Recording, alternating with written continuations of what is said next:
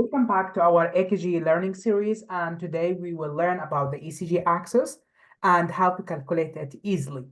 First, in this video, we'll talk about the easy method that only takes like 10 seconds to determine the axis of the heart. So to start with, what is the axis? The axis, guys, is it represents the sum of all the polarization that happens from each individual cardiac myocytes.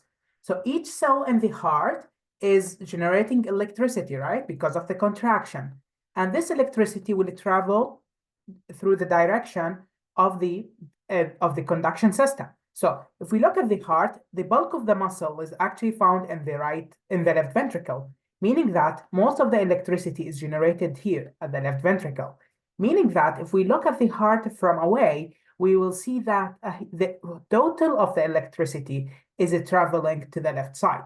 So this is called the heart axis, which is the sum of all the polarization, all the electricity that is moving inside the heart and going in certain direction. This is called the cardiac axis. Now, because the left ventricle is the hugest muscle of the heart, meaning that the electricity will travel to that direction. So it goes to the left.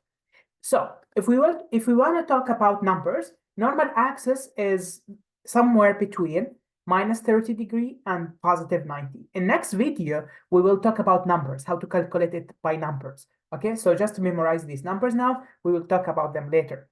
Okay, in children though, the axis differs. What is the different thing in children? The main difference that when a child is born, his right ventricle is much huger, meaning that the heart axis is actually going to more to the right side. So the axis will be as if it is deviated to the right side, and the normal axis for a child at birth is between positive 30 and positive 190. And with age, it will be shifted toward the normal axis when the left ventricle is getting bigger and bigger. Okay, so this is all about the numbers. We will talk about numbers in a second video. All right, so what is the easiest method to look for axis? We have a very easy method that we use only lead 1 and lead AVF only. So whenever we look at the EKG, we need lead 1 and AVF. Before going there, let me discuss something. The first step in axis calculation, even here or in the precise method that we will talk about it later, it is very important to determine if the QRS complex is positive, negative, or equivocal. What does that mean? Let's look at the QRS complex at lead 1 here. We can see that the QRS complex has a positive deflection, the R wave that is huge, and a small negative deflection which is the S wave. So the sum of them, we see that overall the lead 1 is positive, right? Because the positive deflection is larger than the negative deflection. So overall, it goes as positive deflection. So this is very important to determine. Okay, let's talk about one more QRS here, a V2. In V2, if you look here, the R wave is very small and the S wave is very deep. So the overall QRS complex here is negatively deflected. Okay, one more example. Let's look at V4. If we look at V4, it's approximately, guys, that the R wave is equal to the S wave. So they are equal to each other, so they go with each other, so it's equivocal 0. This is very important to determine before we go with the easy method. Okay, so let's talk about the easy method.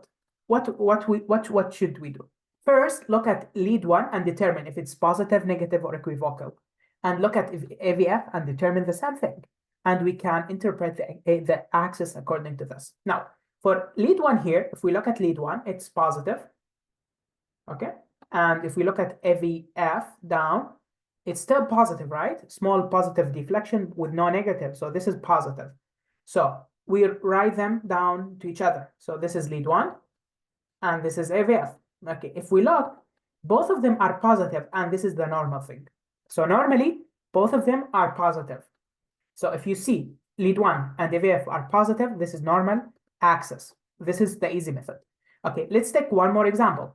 Okay, here, okay, look at lead lead one is negative.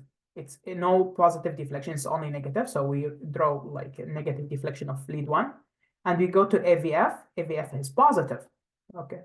What is happening here, guys? Look, lead one always is superior to AVF because AVF is inferior. Okay. So as if they are handshaking each other. Okay. So they are all right. Right? They are friends. Everything is all right between them. So this is right axis deviation. This is how I remember them. I never forget this. Okay, so right axis deviation, they are all right, they are handshaking each other.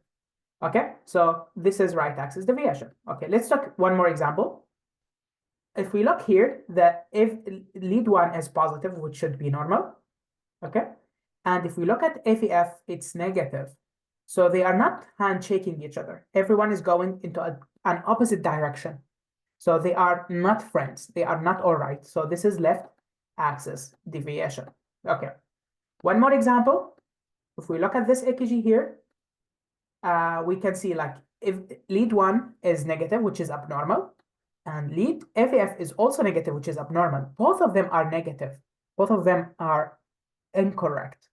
So this is extreme axis deviation. This is the extremist thing that we can see with the axis, okay? Both of them are negative. None of them is normal because in the right axis deviation or left axis deviation, one of them should be positive, as we see. Like let's just revise. In the right axis deviation, the lead one is negative and AVF is positive. So AVF is normal, right? It's positive. So they are handshaking each other. They are all right. So this is right axis deviation. In left axis deviation, though, lead one is normal. It's positive, but lead AVF is negative. So they are not handshaking. Everyone is going in opposite direction. They are not friends. Okay, so this is left axis deviation. But still one of them is normal, which is lead one.